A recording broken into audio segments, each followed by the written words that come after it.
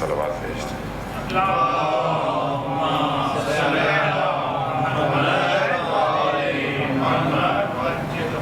لا حول ولا قوة إلا بالله العلي العظيم حسبنا الله ونعم الوكيل ونعم المولى ونعم النصير أعوذ بالله من الشيطان الرجيم بسم الله الرحمن الرحيم الحمد لله الذي يؤمن الخائفين وينجي الصالحين ويضع المستكبرين ويهلك ملوكا ويستخلف آخرين والصلاة والسلام على رسول الثقلين محبوب رب المشرقين والمغربين جد الحسن والحسين نبينا سيدنا أبي القاسم محمد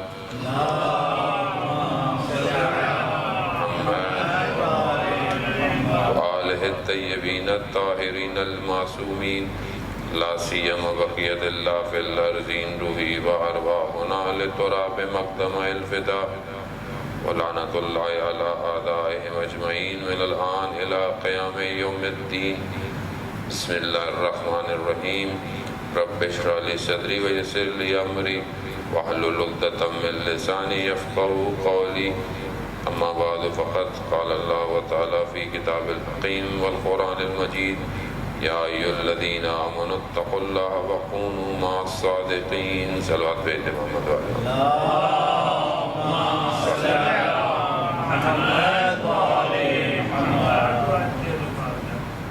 عزیزان محترم، ماہ رمضان بہت ساری ایسی چیزوں کو، پاورز کو ہمارے اندر انہینس کرتا ہے کہ جس کا میں نے کل بھی ذکر کیا کہ جو عام دنوں میں ہمارے لیے مشکل ہوتی ہے ان کو ہم کریٹ کریں۔ روزے کی پہلی شرط قربتاً الی اللہ ہے، یعنی آپ روزہ اللہ کی خاطر رکھ رہے ہیں، آپ دکھانے کے لیے روزہ نہیں رکھتے، نہ آپ دکھانا چاہتے ہیں کسی کو۔ بچوں کو بھی جب ہم یہ تربیت دے رہے ہوتے ہیں کہ ماہ رمضان کے بیٹا روزوں کی کوشش کریں تو اللہ کی خوشنودی کے لیے ہے، نہ کہ ہم ایک دوسرے کو دکھائیں۔ اب ظاہر بچے ان کے ذہنوں میں کمپٹیشن بھی ہوتا ہے کہ وہ رکھ رہا ہے تو میں بھی رکھوں گا، یہ ہوتا ہے، نیچرل ہے، لیکن ظاہر ہے ابھی وہ بچہ ہے، ابھی شاید اس چیز کو اس طرح درک نہیں کر پاتا، لیکن جتنا وہ گرو کرتا جاتا ہے اس کے لیے یہ واضح ہوتا جاتا ہے۔ یہی چیز ہمارے لیے بھی ایک بہت بڑا درس ہوتی ہے کہ جب ہم خدا کی خاطر صبح سے لے کے رات تک بھوکے پیاسے رہ سکتے ہیں تو ہم خدا کی خاطر بہت کچھ کر سکتے ہیں۔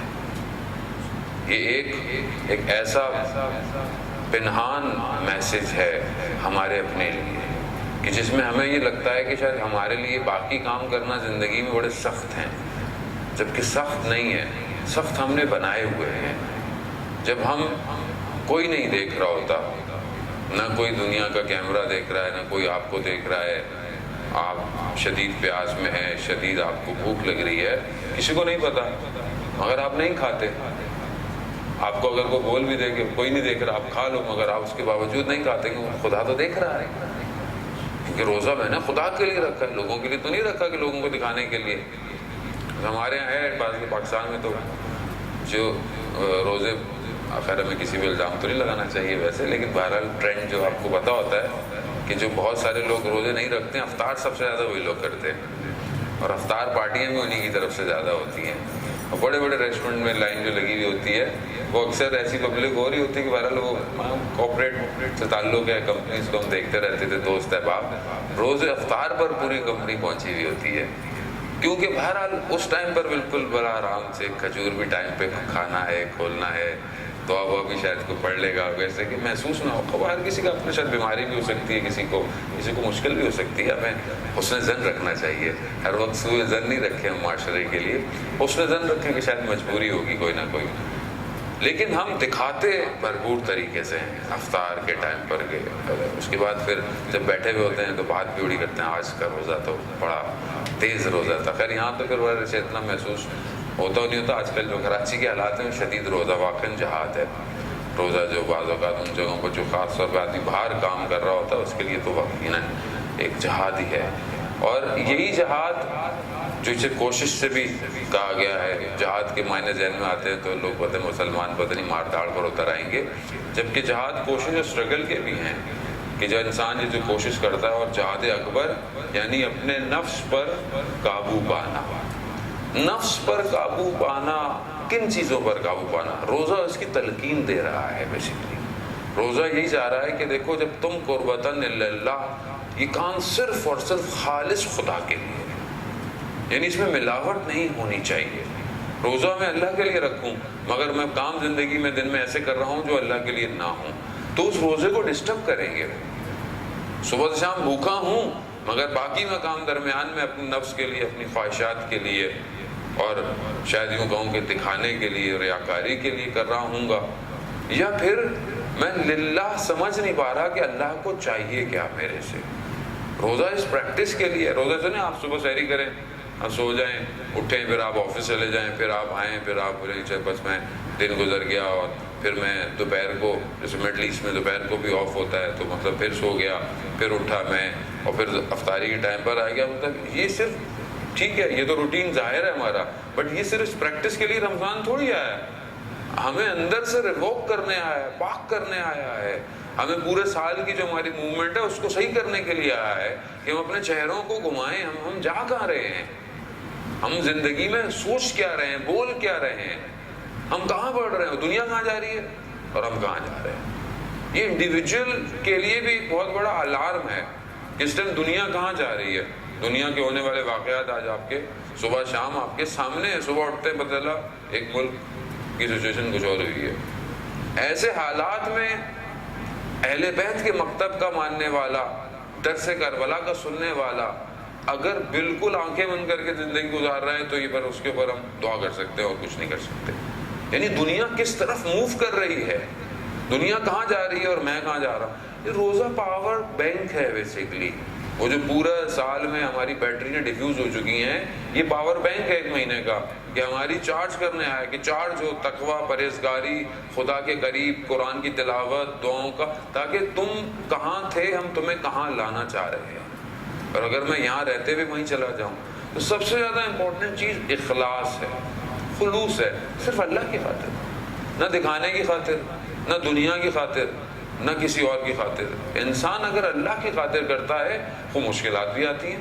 جب آپ اللہ کی خاطر کوئی کام کر رہے ہیں مگر تاریخ گواہ ہے، انبیاء سے لے کر اولیاء، اوصیاء، ائمہ، جب بھی کوئی کام خدا کی خاطر کیا گیا ہے مشکلات آئی ہیں. مشکلات آئیں گی بھی صحیح اور آتی بھی رہتی ہیں، لیکن کیا مشکلات کی خاطر انسان جو ہے وہ اللہ کا اخلاص چھوڑ دے، خلوص چھوڑ دے، حق چھوڑ دے؟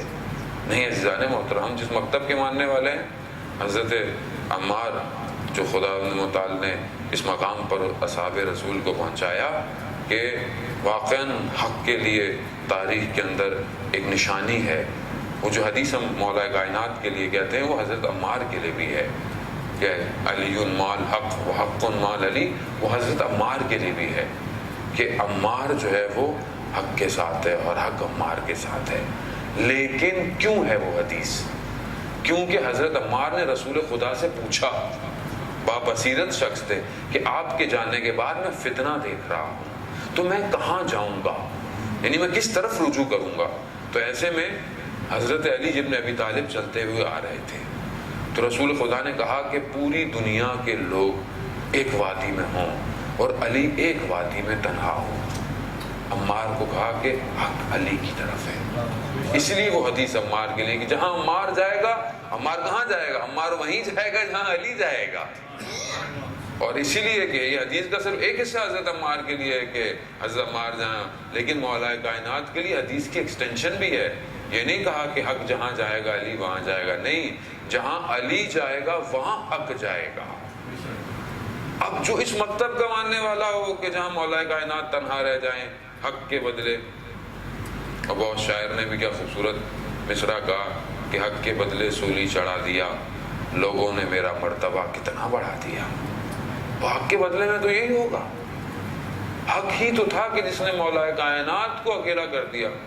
جرداق مسیح جو کرسچن ہے، کرسچن ہوتے ہوئے اس نے مولا کائنات پر کتاب لکھی ہے، عدالت صوت انسانیہ، یعنی انسانیت کی عدالت کی آواز علی ہے. وہ کہتا ہے میں نے ہسٹری پڑھی، سب تاریخیں، سب شخصیات پڑھی، مگر یہ ایک عجیب شخص میں نے دیکھا کہ جس کے اندر، کہتے ہیں شخصیت کے اندر دو مختلف چیزیں جمع نہیں ہو سکتی ہیں. یہ آدمی محراب پر نمازیں پڑھنے والا ہے تو میدان جنگ میں کامیاب نہیں ہے، یعنی پھر وہ نمازیں پڑھے گا. لیکن اگر کوئی محراب جنگ میں کامیاب ہے تو پھر وہ محراب میں ویسا نہیں ہے. مختلف اس نے چیزوں کو کمپیئر کیا. کہتا ہے مگر اس شخصیت اور اس ہستی کے اندر میں نے ساری چیزوں کو جمع پایا ہے. اور کہتے ہیں کہ تاریخ میں، دنیا میں جب لوگ دنیا سے ظاہراً چلے جاتے ہیں تو دشمنی میں کمی آ جاتی ہے. کہتا ہے یہ مظلومیت اس ذات کی وہ ہے کہ جس کے جانے کے بعد بھی دشمنوں میں اضافہ ہوا ہے، اور جس کے دوستوں نے خوف سے فضائل کو چھپایا کہ جان کا خوف تھا، اور جس کے دشمنوں نے تعصب سے فضائل کو چھپایا. مگر پھر بھی کہتا ہے کہ اسی ہستی کے اتنے فضائل ہیں کہ جس کو ہم قلم بند نہیں کر سکتے. اب اس ہستی کو ماننے والا اور اس ذات کو دیکھنے والے کہ جہاں مولا کائنات نے اپنی زندگی میں صرف للہ کام کیا، اگر ہم چاہتے ہیں کہ واقعاً سیرت ائمہ پر، تو عزیزان محترم کچھ زندگیوں میں سے حاصل کر اپنی زندگی میں ڈالیں، ان چیزوں کو کچھ نچھاور کریں اپنی زندگیوں میں، تبھی تو آئے گا. حق دیکھیں مولا کا، کہ بیان کرتے ہیں کہ مولا کا اپنا سگا بھائی جب ظاہری خلافت امام کے پاس ہے، سگا بھائی آیا اور کہا کہ جو میرے حالات ہیں، میری مشکلات ہیں، کھانے کو چیزیں نہیں ہیں. خود مولا گریہ کرنے لگ گئے. لیکن مولا نے کہا، جب اس نے کہا کہ مجھے بیت المال سے کچھ دے دیجئے، تو مولا نے گریہ کیا اس کی حالت پر، مگر کہا کہ مگر تم چاہتے ہو کہ میں جہنم کی آگ تمہیں دے دوں. یعنی اس مقام پر کہ جو حق ہے میں وہی دے سکتا ہوں، میں یہ نہیں کہہ سکتا کہ ہم لوگ تو آج کل ہمارے ہاں تو کیا ہے، میرا جاننے والا ہے اس کو یہ دے دو، میرا جاننے والا ہے اس کو. آج کل تو ہمارے ہاں تو یہی ہوتا ہے، جان پہچان، اور چاہے وہ ہماری دنیاوی نظام بھی دنیا کا ایسی ہے، حکومتوں میں بھی وہی آئے گا، چچا کا بیٹا، ماموں کا بیٹا، خالہ کا بیٹا، تبھی تو حکومتیں ڈوب رہی ہیں دنیا کی. اور ہمارے اپنے کاموں میں بھی یہی ہے. ابھی مجھے اگر کوئی کام ڈیزگنیشن مل گیا تو میں سوچوں گا میرا یہ آ جائے وہ، جبکہ وہ لائق نہیں ہے، شاید قابل نہیں ہے. یعنی ہم میرٹس پر چیزوں کو بہیو نہیں کر رہے ہیں. یہی وجہ ہے کہ ہماری آرگنائزیشنز بھی دنیا میں کامیابی کی طرف نہیں ہیں. ہمارے اپنے ادارے بھی ضعیف اس لیے ہیں کہ میں وہ آپ میں وہ سب ادھر. ابھی ایک جگہ لندن میں مسئلہ ہوا، وہ صدر صاحب ہیں، سیکرٹری صاحب ان کے بہنوئی ہیں، فلانا ان کا بھائی، یعنی پورا وہ جو سسٹم ہے وہ اپنے رشتہ دار ہے. اب جو دل چاہے مرضی کریں آپ، پبلک کچھ بھی کرتی رہے. لیکن بہرحال اب آج کل سوشل میڈیا اتنا پاورفل ہو گیا ہے کہ وہ لوگ گھروں سے باہر نکل آئے اور لوگوں نے اس سینٹر کو بند نہیں ہونے دیا. اور اب دنیا میں جہاں سوشل میڈیا کی برائیاں بھی ہیں وہاں پہ بہت ساری چیزیں اچھائیاں بھی ہیں. تو بات یہ ہے کہ حق اور جس امام کو مانتے ہیں وہاں خلوص اور اخلاص ہے. شب معراج بھی پروردگار نے جو مولا نے اپنے اس جان کو دے کر رسول خدا کی جان کو بچایا ہے، وہ کیا ہے کہ اپنی مرضیوں کو اللہ کی مرضیوں کے ساتھ سودا کر دیا. خدا قرآن میں کہہ رہا ہے کہ وہ جو اپنے نفسوں کا سودا کرتے ہیں اور اللہ کی مرضیوں کو خرید لیتے ہیں. اب اس امام کو مانتے ہوئے انسان اپنی زندگی کے اندر دیکھے کہ میری زندگی میں للہ کام کتنا ہے، کتنا کام اللہ کی خاطر ہے، کتنا کام میں لوگوں کی خاطر کرتا ہوں، کتنا کام میں اپنے اطراف والوں کو خوش کرنے کے لیے کرتا ہوں، کتنا میں اس پریشر کے اندر ہوں. اور خاص طور پہ مولوی حضرات زیادہ ٹینشن میں بیچارے رہتے ہیں کہ اگر کوئی ایسی چیز پڑھ دی جو انتظامیہ کو اچھی لگی تو اگلی دفعہ بلائیں گے نہیں. یہ بھی جو ہوتا ہے نا، انتظامیہ بھی خوش رہے، فلانے بلانے والا اسپانسر بھی خوش رہے، کیونکہ ایسی بات نہ کریں. تو یہ ایک اور ٹینشن ہوتی ہے. لیکن اب حق ہے، اب میسم کی طرح دار پہ لٹکایا جاؤں گا، تو اب حضرت میسم کا ماننے والا ہے تو دار پہ تو لٹکایا جائے گا. تو خیر ہے، مسئلہ نہیں ہے، اب کیا کریں، حق تو کہنا ہی ہے. ہم تو ویسے ہی استعفیٰ جیب میں لے کے چل رہے ہیں اوکے بھائی اگلی دفعہ نہیں آئیں گے، یہ پہلے سے رکھ لیجیے آپ. کیوں؟ کیونکہ 5 سال کے لیے ڈائری میں ویسی جگہ نہیں ہے. آپ 5 سال بعد سوچیں گے تب انشاءاللہ دیکھیں گے جگہ ہوگی تو. کیونکہ حق ایسی ہے عزیزان محترم، یا آپ لوگوں کو راضی کر لیں یا آپ اللہ کو راضی کر لیں. Choice is yours.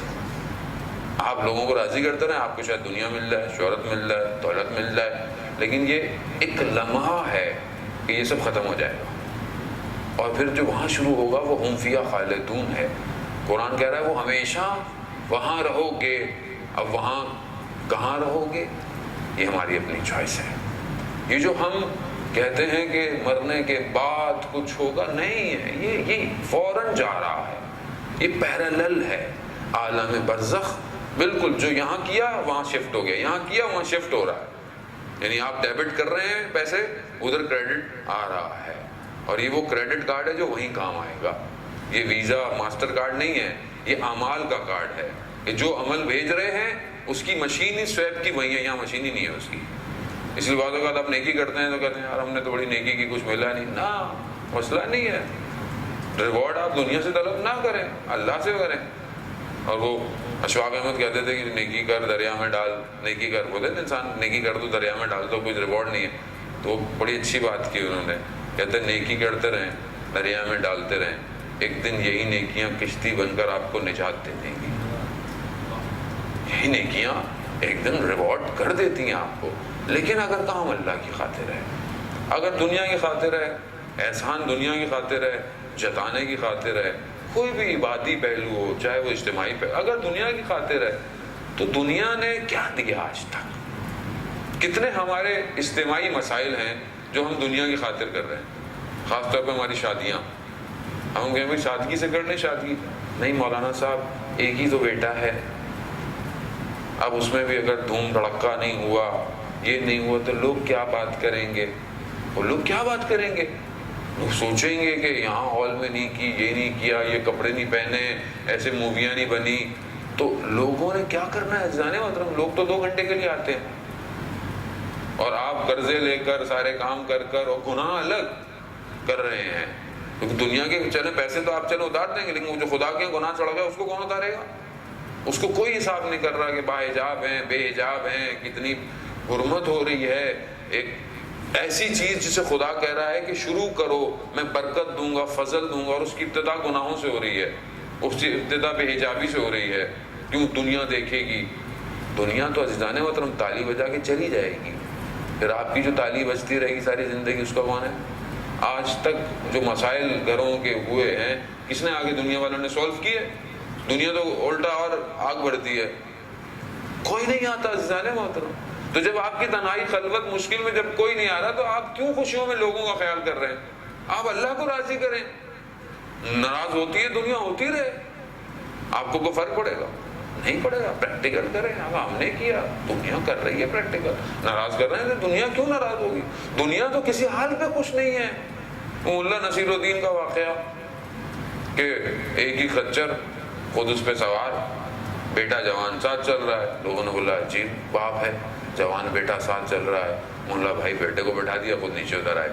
اب پھر چلے آگے، پھر عجیب جوان بیٹا ہے، بوڑھا باپ صاحب پیدل چل رہا ہے خود، تو وہ دونوں بیٹھ گئے، کہنے لگے کتنے دونوں ظالم ہیں، جوان یہ خچر اس پہ ظلم کر رہے ہیں، انہوں نے اتار دیا، انہوں نے بولا ساتھ چل رہے ہیں، کتنے عجیب انسان ہیں، سواری ہوتے ہوئے دونوں پیدل چل، انہوں نے گدھے کو اٹھا لیا سر پہ، خچر کو، انہوں نے بھائی خچر نے چھلانگ ماری اور پانی کے اندر چلا گیا۔ بات ہے کہ آپ پبلک کو تو راضی نہیں کر سکتے، وہ آج یہ ہے آج وہ ہے، آج اللہ کو راضی کرے۔ خدا کس چیز سے راضی ہے؟ میرا رب میرا کس سے راضی ہے؟ حساب کتاب اس کے ساتھ ہے۔ مالک یوم الدین، 5 وقت کی نمازوں میں جو سورہ حمد پڑھتے ہیں، کیا مالک یوم الدین، تمہارا مالک وہی ہے اس دن کا، وہ مالک راضی ہونا چاہیے۔ اب انسان چھوٹی سی کمپنی میں نوکری کرتا ہے اور اس میں پوری کوشش ہوتی ہے اس کا مالک راضی رہے، اس کا سیٹ راضی رہے، کچھ بھی ہو سیٹ کو راضی رہے، چاہے رات کو بھی ہو تو بھی سیٹ راضی ہو، صبح آفس میں بھی سیٹ راضی ہونا چاہیے، سیٹ راضی رہے بھائی۔ اب سیٹ کو راضی کرنے کے لیے انسان کتنی کوشش کرتا ہے، لیکن اللہ کو راضی کرنے کے لیے جو اصل رازق ہے، جو اصل رزق دیتا ہے، کوئی تھوڑی دے سکتا ہے، وہ خود ایک وسیلہ ہے، لیکن ہم اس کو جو اصل ہمارا مولا ہے وہ کتنا راضی ہے، اس کے لیے ہم کیا کر رہے ہیں، وہ اخلاص خلوص نکال رہے ہیں۔ کیا اندر اسکیننگ مشین میں جب وہ فوکسڈ ہوگا تو کیا اس کے اندر کوئی اور ملاوٹ ہے؟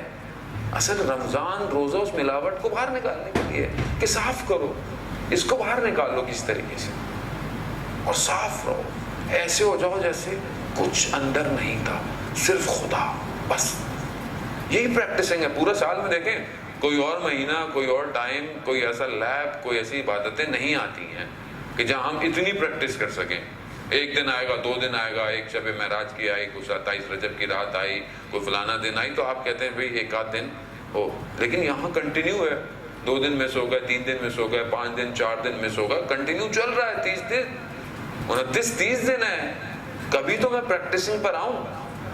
بہت بڑے ایک عالم دین تھے، اصفہان کے رہنے والے، اس وقت قاجار کی شاید حکومت تھی، ان کو بلا لیا انہوں نے جہاں حکومت تھی، عرفان نظری کے استاد تھے بہت بڑے، 70-80 سال عمر ہو گئی، مدرسے کے اندر کہہ رہے ہیں بیٹھے ہوئے تھے، حوض پانی کا جو حوض ہوتا ہے، شاگرد بھی بیٹھے ہوئے تھے، اچانک سے اپنے آپ کو مارنا شروع کر دیا۔ طالب علم دوڑتے ہوئے آئے اور کہا استاد کیا کر رہے ہیں؟ کہا میں دیوانہ ہو گیا ہوں۔ کہا آپ دیوانے نہیں ہیں، اگر آپ کو اولاد کا ہے، اس کا ہے، تو ہم آپ کی اولاد ہیں۔ کہ آپ نے شادی نہیں کر سکے یا آپ کے اپنے بچے نہیں ہیں تو ہم آپ کی اولاد ہیں، آپ کو کیا غم ہے؟ کہنے لگا نہیں، میں یہ بیٹھا ہوا یہ سوچ رہا تھا کہ یہ 70-80 سال کی میری زندگی میں نے دیکھا کہ نہ مجھے شہرت کی بھوک، مجھے کوئی شہرت کی ضرورت نہیں، نہ مجھے دولت، میرے پاس نہ دولت ہے، نہ مجھے کوئی دولت کا شوق اتنا، نہ مجھے اولاد، نہ مجھے یہ، نہ تو میں دیکھ رہا تھا کہ کوئی بھی چیز دنیاوی نہیں ہے کہ جس سے مجھے اٹریکشن ہو، جو میرے اندر پائی جائے۔ سوچنا چاہیے انسان کو کبھی کسی کنارے پر بیٹھ کر، کبھی تنہائی میں، کہ اس کے اندر کون سی چیز کی محبت پائی جاتی ہے۔ تو کہتے ہیں اچانک سے مجھے خیال آیا کہ میری کچھ کتابیں ایسی ہیں کہ جن کو اگر کوئی ہاتھ لگا لے تو مجھے برا لگتا ہے، تو میں نے اپنے آپ کو مارنا شروع کر دیا کہ 70-80 سال عبادتیں کر کر کے، درس پڑھا کے، ابھی تک مجھے ان چند کتابوں سے محبت ہے، تو میرے سے بڑا تو دیوانہ کوئی نہیں ہے۔ عزیزان محترم، یعنی چیز اندر کون سی چیز ہے جہاں سوئی پھنسی ہوئی ہے ہمیں نہیں پتا، وہ ہر شخص کی الگ ہے۔ میں کس چیز سے اندر سارے کام میں اچھے کر رہا ہوں، لیکن اچانک سے کوئی ایک چیز آتی ہے تو جو مجھے کہتی ہے کہ نہیں، یہاں تو کمپرومائز نہیں ہے۔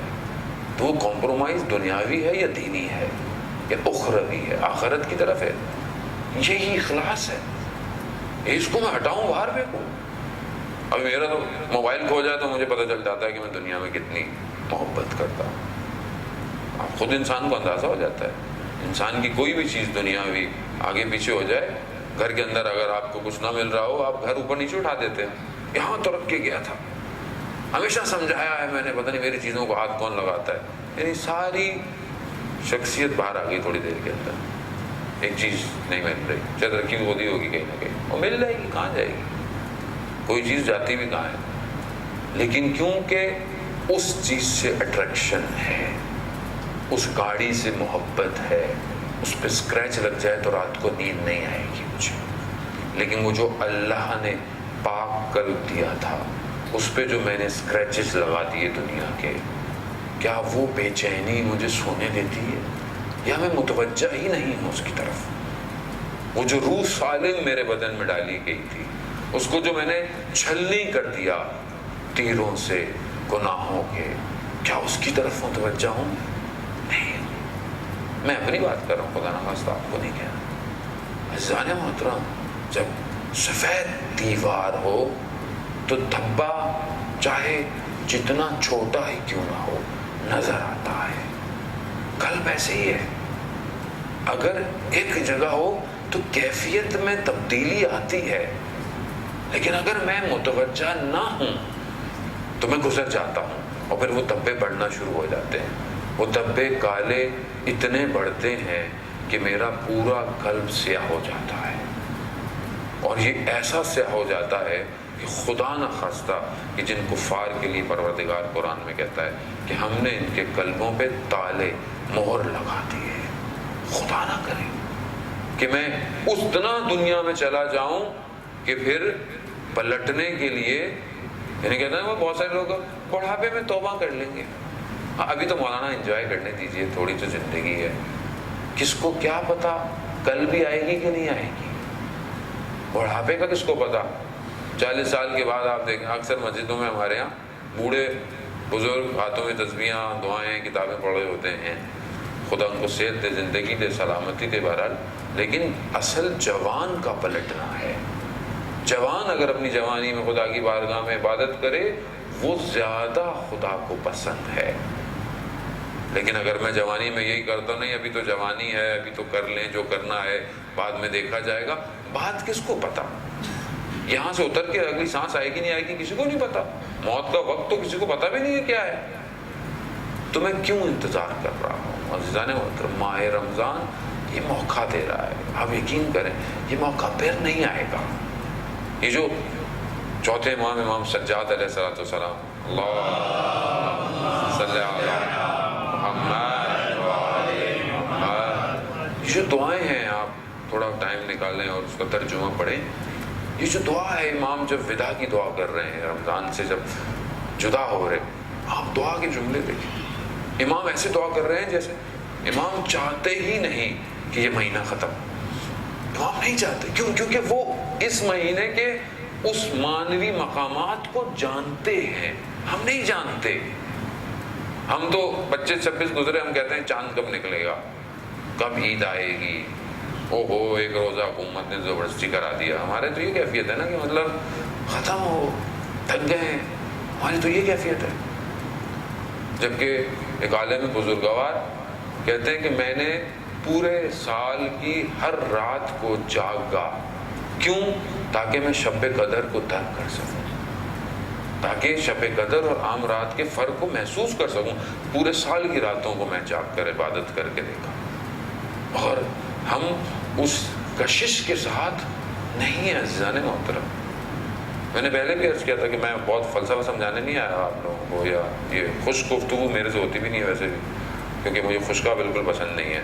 دری ہونی چاہیے گفتگو کے اندر، کیونکہ ذہن جو ہے، کیونکہ میں سوشولوجسٹ ہوں، میں جانتا ہوں سوسائٹی کو. سوسائٹی میں ایک آدمی کا دماغ کتنی دیر متوجہ ہو سکتا ہے گفتگو کی طرف، اور کتنی دیر نصیحت برداشت کر سکتا ہے، اور کتنی دیر جو ہے وہ کسی ایک پہلو بیٹھ سکتا ہے. ورنہ تھوڑی دیر یار بس کب ختم ہوگا، گھڑی لوگ دیکھتے ہیں سامنے، اچھا آدھا گھنٹہ رہ گیا ہے ابھی اور سننا ہے مولانا کو. تو میری پوری کوشش ہوتی ہے کہ میں آپ کو بہت بھاری باتیں، اول تو مجھے آتی بھی نہیں، سیدھی سی بات ہے، وہ آپ کسی عالم کو بلائیں اگر بہت بڑی لکھی بات آپ نے سننی ہے، میں تو چھوٹا سا طالب علم ہوں، تو میں سادھی سی بات کروں گا جو مجھے نظر آ رہی ہے، جو مجھے خود بھی محسوس کرتا ہوں، میں وہی کرتا ہوں. زندگی میں جب ہم کوئی کام کر رہے ہوتے ہیں تو ہمیں پتہ ہونا چاہیے کہ یہ کام کیوں کر رہے ہیں. پروردگار نے حضرت موسیٰ نبی خدا کو کہ کیا اے موسیٰ مجھے یہ بتاؤ کہ تم میرے لیے کیا کرتے ہو. اب حضرت موسیٰ کلیم اللہ، اللہ کا نبی، کہ قرآن میں میکسیمم حصہ حضرت موسیٰ کے لیے ہے، حضرت موسیٰ کا تذکرہ ہے، واقعات ہیں سارے، آپ متوجہ ہیں، قرآن کی تلاوت بھی کر رہے ہیں ماشاءاللہ. حضرت موسیٰ جو سب کچھ پروردگار کے لیے، حضرت موسیٰ نے کہا کہ پروردگار میں تیرے لیے نماز پڑھتا ہوں. ابھی پھر میں نے ایک جگہ پڑھا تو بہت صاحب آ گئے، حضرت موسیٰ نماز کیسے پڑھتے تھے؟ بھائی حضرت موسیٰ جا کے پوچھ لیجئے. اب میں تو حضرت موسیٰ کے دور میں نہیں تھا، حضرت موسیٰ کیسے نماز پڑھتے تھے. ہر نبی اپنی نماز عبادت کرتا تھا. نماز صلاۃ کے معنوں میں، دعا کے معنوں میں، عبادت کے معنوں میں ہے. ہم بھی وہ سوال کرتے ہیں جو پتہ نہیں کہاں سے آ رہا ہوتا ہے مائنڈ میں ہمارے بھی. حضرت موسیٰ نے کہا کہ پروردگار میں تیری خاطر نماز پڑھتا ہوں. تو پروردگار نے کہا موسیٰ نماز تو تمہارے اپنے لیے ہے، نماز تو دین کا راستہ ہے، یہ راستہ ہے، یہ شریعت ہے، یہ تم اپنے لیے پڑھ رہے ہو، میرے لیے نہیں ہے. اور نماز عزیزان محترم، میں 5 وقت کی نماز میں، اللہ پہ کوئی احسان نہیں ہے. آپ کو مزے کی بات پتہ ہے کہ نماز پڑھنے کا ثواب نہیں ہے. ابھی آپ بولیں گے لو ٹینشن شروع ہو گئی، مولوی اچھی خاصی ایک ہی تو نیک کام کرتے ہیں بولتے اس کا. نماز واجب ہے، واجب چیز تو ادا کرنی ہی کرنی ہے آپ نے. اگر واجب آپ نے ادا نہیں کیا تو اس کے ترک پہ عذاب ہے، ثواب نہیں ہے، کیونکہ واجب ہے، کرنا ہی کرنا ہے. نماز واجب ہے، نماز دین کا راستہ ہے.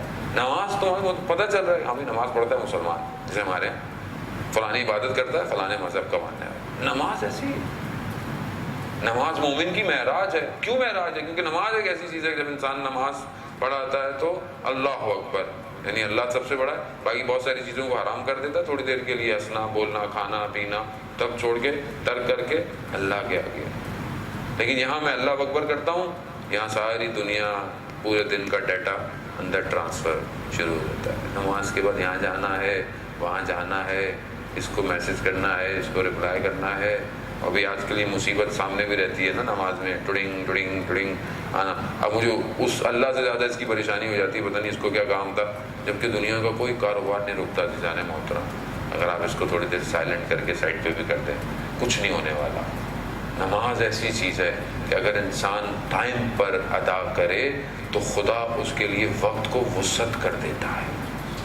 یہ آپ خود پریکٹیکل کر کے دیکھ سکتے ہیں، اور آپ نے کیا بھی ہوگا اپنی زندگی میں کہ اگر آپ نماز کو اہمیت دیں آپ کے باقی کام خود سٹریم لائن ہو جاتے ہیں. نظم ہے یہ، اس لیے کہا کہ 5 وقت منظم کے ساتھ نماز پڑھو. ماہ رمضان میں تو ماشاءاللہ بہرحال کوشش ہوتی ہے انسان منظم رہتا بھی ہے، اور پریکٹس اس لیے کہ رمضان کے بعد بھی انسان منظم رہے. نماز کی کیفیت یہی ہے، نماز انسان اپنے پروردگار کے آگے خاضع اور خاشع کھڑا ہوا ہے. لیکن جیسے انسان اپنے جو ہے وہ جس کمپنی میں جاب کرتا ہے، اگر اس کا ڈائریکٹر آ گیا، سی او آ گیا، تو اس کے سامنے کیسے کھڑا ہوتا ہے؟ ٹائی صحیح کر رہا ہے، شرٹ صحیح ہے، پریزنٹیشن جو بنائی ہوئی ہے صحیح ہے. کیوں؟ باس ہے. کتنا ٹینشن ہے کہ آپ وہاں کھڑے ہوئے یا کیسی بھی آپ بڑی کوئی شخصیت آپ کے سامنے ہے، کوئی بھی آپ کسی کا احترام، آپ اس کے سامنے موبائل پہ بات کرنا پسند نہیں کرتے کہ ایٹیٹیوڈ یا بیہیویئر اچھا نہیں ہے کہ سامنے کوئی شخصیت کھڑی ہے میں اس سے بات کروں اور میں موبائل پہ لوں. آپ بولیں یار عجیب آدمی دھیان ہی نہیں دے رہا، ہم بات کر رہے ہیں اور یہ دھیان ہی نہیں دے رہا.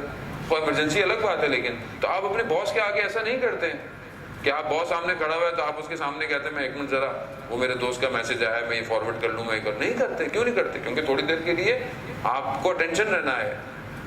اور جو مالک یوم الدین ہے، ان اللہ علی کل شیء قدیر ہے، جس کے قبضے میں ہماری جانیں ہیں، جس کے قبضے میں ہمارا سب کچھ ہے، اس کے آگے جب میں کھڑا ہوا ہوں تو کیا یہ پریکٹس کر رہا ہوں کہ اس وقت میں اپنی سوچوں کو تھوڑا سائڈ پہ کروں؟ سوچیں آئیں گی. علماء کہتے ہیں کہ جب آپ نماز میں آتے ہیں سوچیں آتی ہیں، یو کین ناٹ اسٹاپ، وہ کہتے ہیں، بٹ یو کین ڈائیورٹ. آپ چینج کر سکتے ہیں ان سوچوں کو، یعنی ان کو کہیں اور لے کے جا سکتے ہیں. کوئی اچھی چیز سوچ کے، خانہ کعبہ سوچ کے، حرم سوچ کے. اس لیے کہتے ہیں کہ جب نماز سے پہلے درمیان میں جو ٹائم ہے 2 نمازوں کے، اگر آپ نے کوئی اچھی بات کہی ہے، کوئی اچھی چیز دیکھی ہے، اس کے اثرات آپ کی نماز پر ہیں. اور ویسے زندگی گزر رہی ہے، سب باتیں سن رہے ہیں، بول رہے ہیں، اور پھر اللہ اکبر کریں گے تو نماز ویسی ہی ہے. نماز میں سوچ کا پرندہ پرواز کرتا ہے، آپ کو اسے واپس لانا ہے، پھر جائے گا، پھر واپس لانا ہے، پھر جائے گا. اس لیے کہتے ہیں کہ جو نماز میں ہم تلاوت کرتے ہیں اس کے مفہوم ہمیں پتہ ہونے چاہیے، اس کا ترجمہ ہمیں آنا چاہیے تاکہ ہم پتہ ہو کہ میں بول کیا رہا ہوں. اور عشق اور محبت کے ساتھ آیت اللہ عظمہ بہجت رضوان اللہ تعالیٰ علیہ کہ آپ کی صلوات ان کے درجات میں اضافہ فرمائے. اللہم صلی علی محمد. ابھی بہت سارے ہمارے دوست کہتے ہیں آپ اتنے بڑے بڑے علماء کی باتیں کرتے ہیں، بھائی ہم کہاں جائیں؟ تو میں علماء کی بجائے میں سپر مین کی باتیں کروں یا بین 10 کی باتیں کروں، یا مطلب میں کس کی نیوٹن کا فلسفہ سناؤں؟ بھائی علماء کی بات کروں گا. اور ایسے علماء کی بات بھی نہیں کر رہا جو آپ بولیں 500 سال پہلے تھے، 100 سال پہلے، کہ کم از کم ہم ان جیسے ہو سکتے ہیں.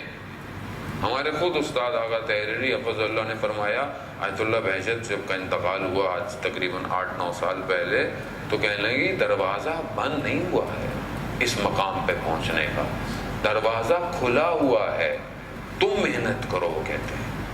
تو ہم محنت کریں زیادہ. آیت اللہ عظمہ بہجت فرماتے تھے کہ جس شخص سے گناہ نہیں چھٹتا وہ میرے پیچھے آ کے نماز پڑھے. بہت بڑی بات ہے، یعنی آدمی سے گناہ ترک نہیں ہو رہا، وہ کہہ رہے میرے پیچھے آ کے جماعت پڑھا کرو.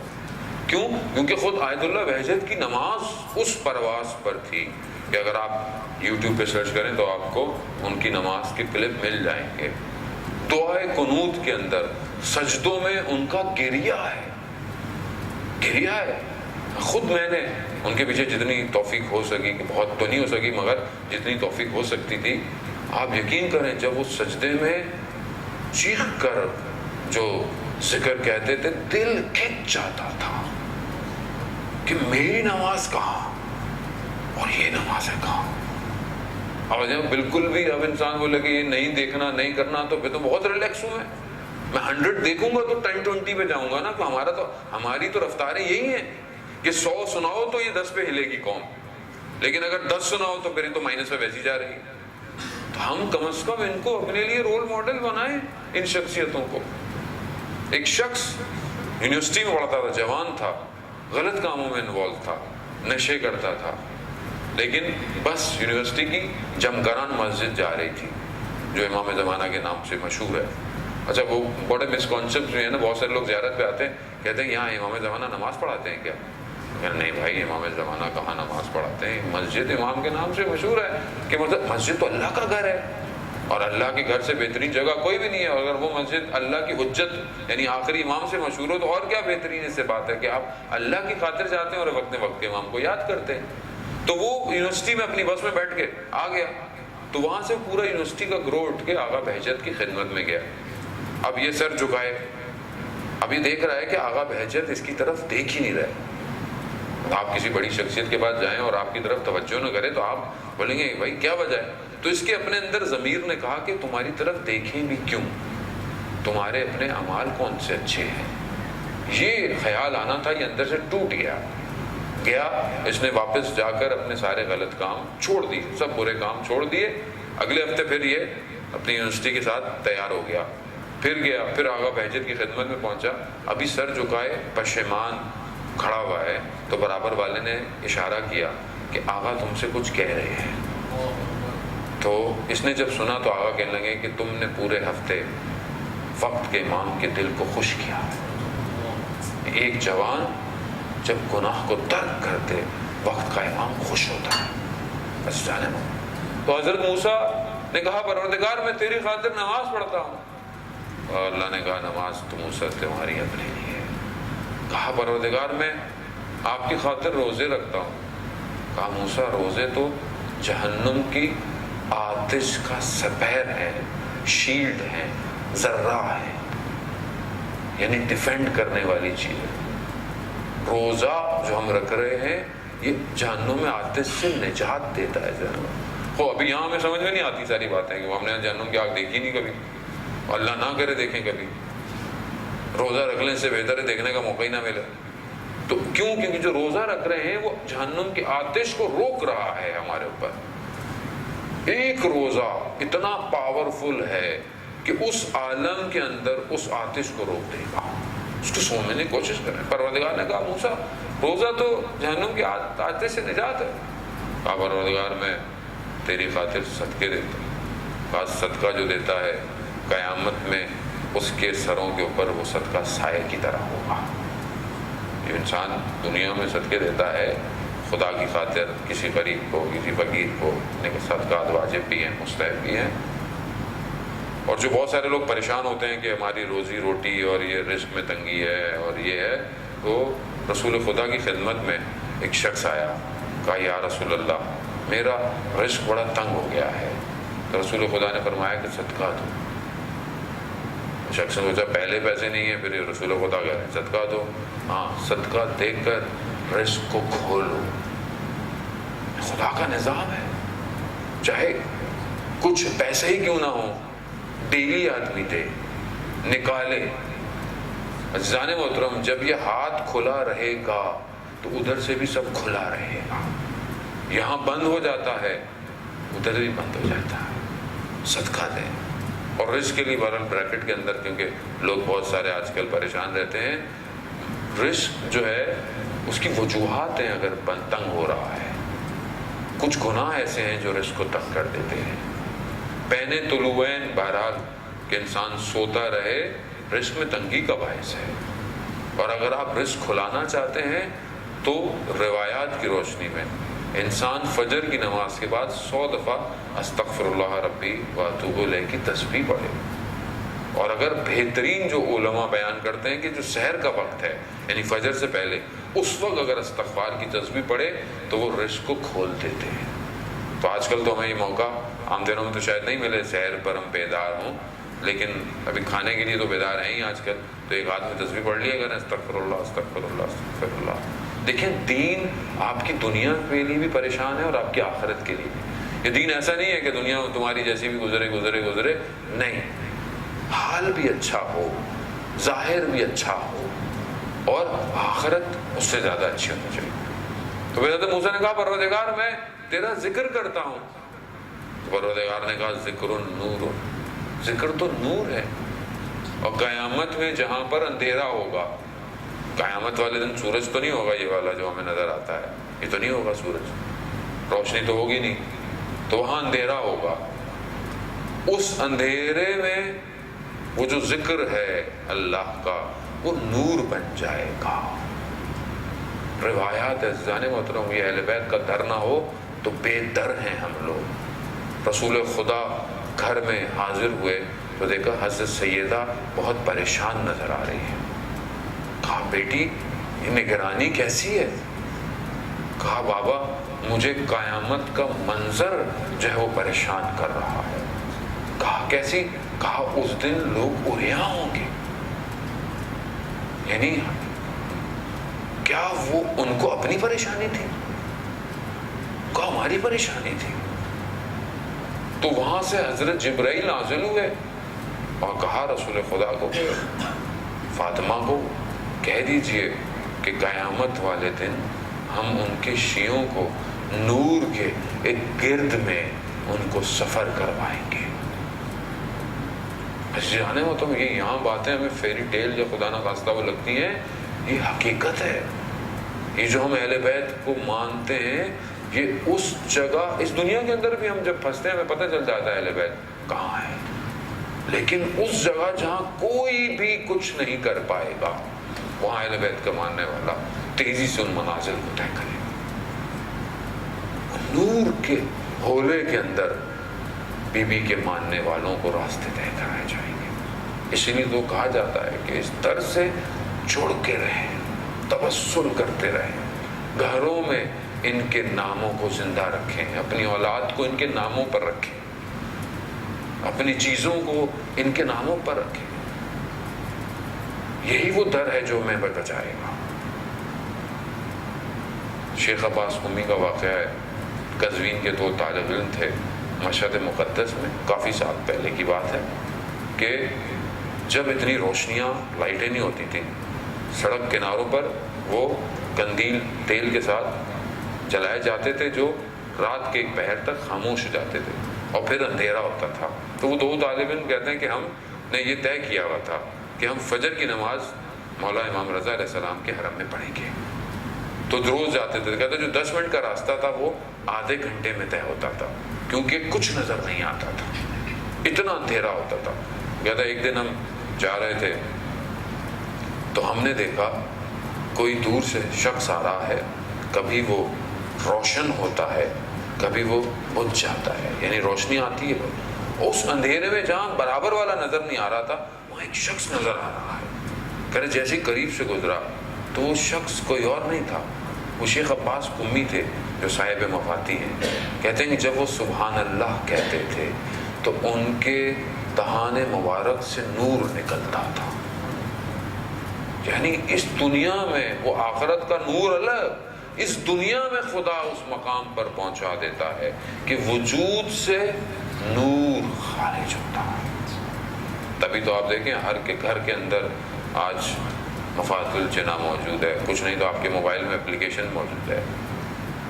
کتنا بڑا اخلاص ہے شیخ عباس قمی کا، اس مقام پر پہنچا. واپس میں آؤں گا وہی خلوص پر کہ اخلاص دیکھنا ہے تو علماء کی سیرت سے دیکھیں.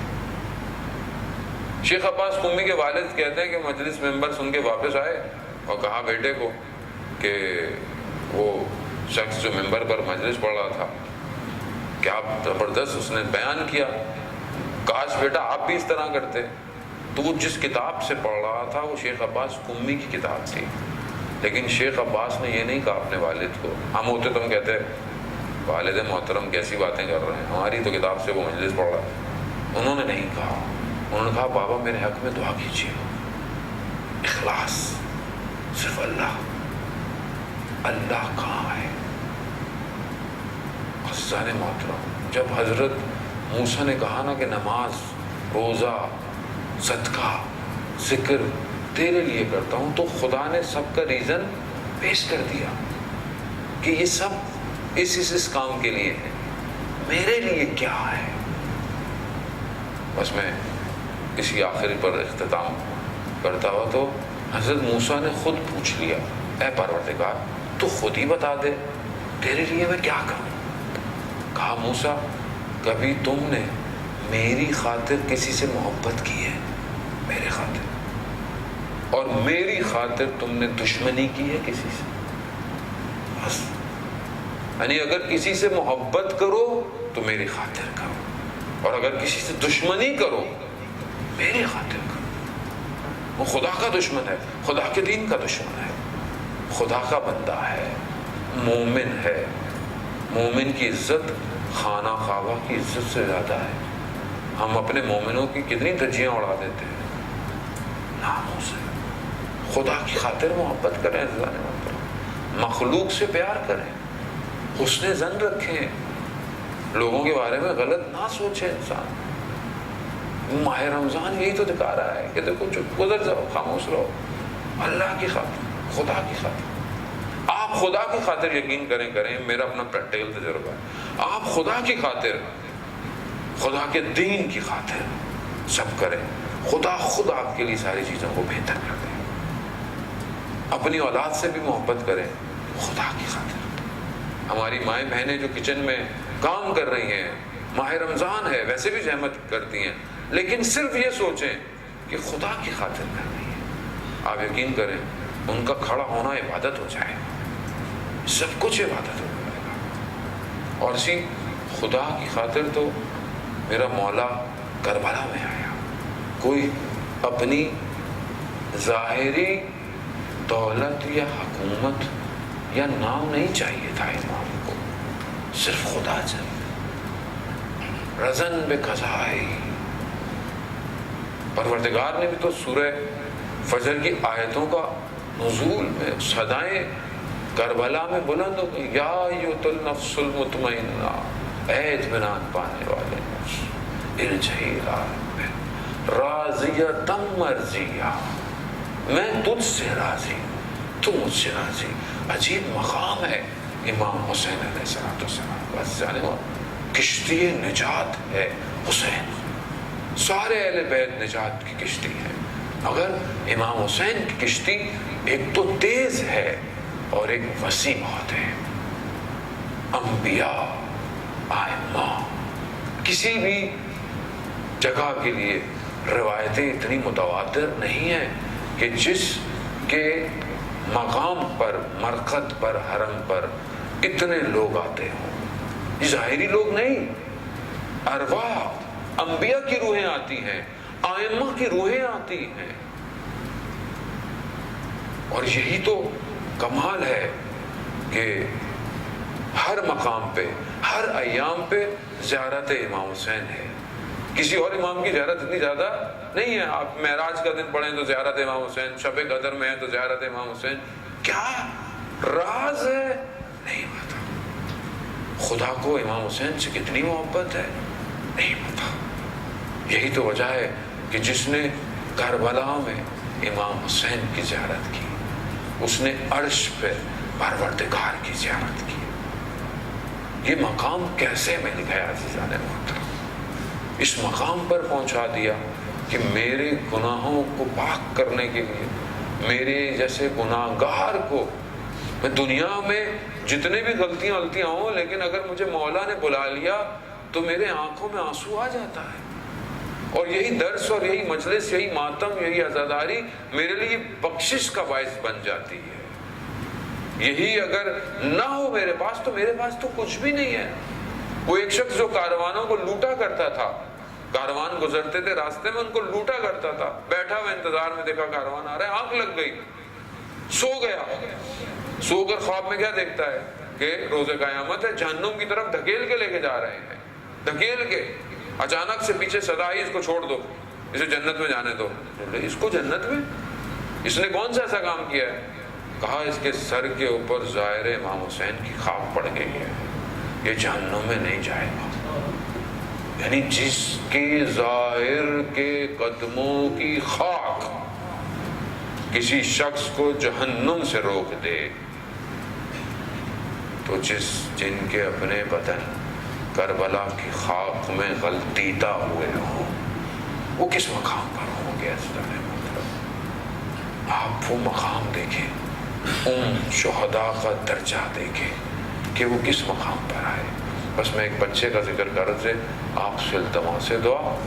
ایک بچہ آیا امام حسین کے پاس روز کربلا میں, کیونکہ پیر کا دن ہے, اور پیر کا دن زیارت امام حسین اور امام حسن کی زیارت ہے. امام حسن کے لخت جگر کا چند جمرے اور التماس دعا. 13 سال کا بچہ ہے, اپنے چچا کے پاس آیا اور کہا چچا مجھے بھی جانے دیجیے. چچا نہیں جانے دے رہے, بار بار آ رہا ہے, بار بار جا رہا ہے, چچا نہیں جانے دے رہے. واقعہ تو لانی ہے, میں طریقے کو دوں. جب یہ واپس خیمے میں گیا, اداس سا بیٹھا, تو ماں نے پوچھا بیٹا کیا ہوا؟ کہا چچا اجازت نہیں دے رہے ہیں. تو یاد آیا کہ ایک تعویذ سا تھا جو امام حسن نے دیا تھا. جب اس کو کھولا, کہا کہ جب کبھی مشکل میں پھنسو تو اس کو کھول لینا.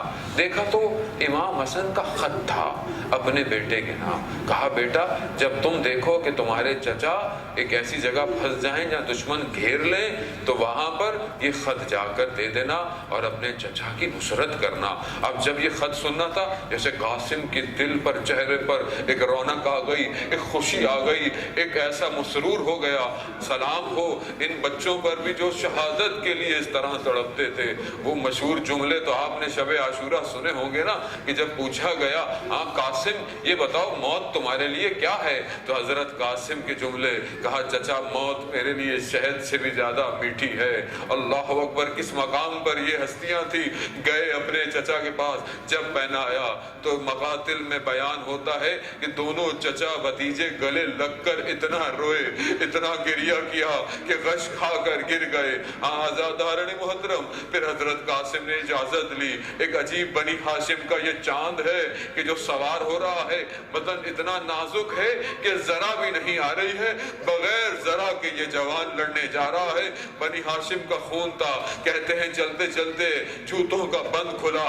بنی ہاشم کے خون کو گوارا نہیں تھا, جیسے ہی جھکا اس کے بعد کسی نے گردس مارا, کسی نے نیزے مارے, کسی نے تلوار مارے. ارے یہ حسن کا لال اس طرح زمین پر آ کر گرا. جب میرا مولا پہنچنے لگا ہے تو ایک دم بھگدڑ اور کوڑھام مچ گیا, اور دشمن کی فوجوں کے گھوڑوں کی ٹاپوں نے قاسم کے بدن کو پامال کر دیا. ایک عجیب کیفیت ہے, یہ وہ واحد بدن ہے کہ جو 2 دفعہ پامال ہوا. ایک دفعہ اب ہوا, ایک دفعہ روز عاشورہ, کہ جب سارے شہید ہو گئے تو دشمن نے گھوڑوں کی نالوں کو تیز کیا اور پھر گھوڑوں کو دوڑائے لگا. خیموں میں آواز آئی کہ یہ کیسی تیاری ہے. کہا دشمن لاشوں کو پامال کرنے کے لیے تیار ہے.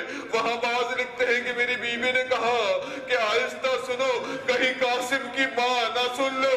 ارے وہ بدن جو ایک دفعہ پامال ہوا اب دوبارہ پامال ہونے جا رہا ہے. الا لعنۃ اللہ علی القوم الظالمین وسیعلم الذین ظلموا ای منقلب ینقلبون. پروردگار امام زمانہ کے ظہور میں تعجیل عطا فرما, ہمیں ان کے ناصروں, ان کے مددگاروں میں شمار فرما. جو پریشان حال ہیں ان کی پریشانیوں کو دور فرما. جو بے روزگار ہیں پروردگار انہیں رزق حلال عطا فرما. جو برسر روزگار ہیں ان کے رزق میں ترقی اور کشادگی عطا فرما. بہت سارے لوگ مریض ہیں, کینسر کے مریض ہیں, بہت لوگ کچھ کوما میں ہیں. پروردگار جو بھی لوگ مریض ہیں ہمارے دوست اظہر بھائی، ان کے والد بھی ہاسپٹل میں، جو بھی آپ کے مریض جتنے بھی آپ کے جاننے والے ہیں پروردگار بیمار کربلا کے صدقے شفائے کامل اور عاجل عطا فرما۔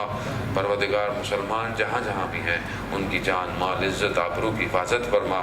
جہاں بھی ماتم عزاداری درس مجلس ہو رہی ہے پروردگار ان سب جگہوں کی شیان حیدر قرار کی حفاظت فرما، اور جو بھی اپنا کام حصہ ان کاموں میں ڈال رہے ہیں، محنت کر رہے ہیں، اپنی طرف سے فرش اعضاء کا انتظام کر رہے ہیں، جو بھی زحمت کر رہے ہیں پروردگار ان سب کی توفیقات میں اضافہ فرما۔ پروردگار جہاں بھی مسلمان اپنی کامیابی کی جنگ لڑ رہے ہیں انہیں کامیابی عطا فرما۔ اسلام کے دشمن اگر ہدایت کے قابل ہیں تو انہیں ہدایت نصیب کر، اور اگر ہدایت کے قابل نہیں تو انہیں کیفر کردار تک پہنچا۔ پروردگار ہمیں کوئی غم نہ دے سوائے غم حسین کے۔ اللہم ارزقنا زیارت الحسین فی الدنیا و شفاعتہ فی الآخرہ۔ صلوات پہ محمد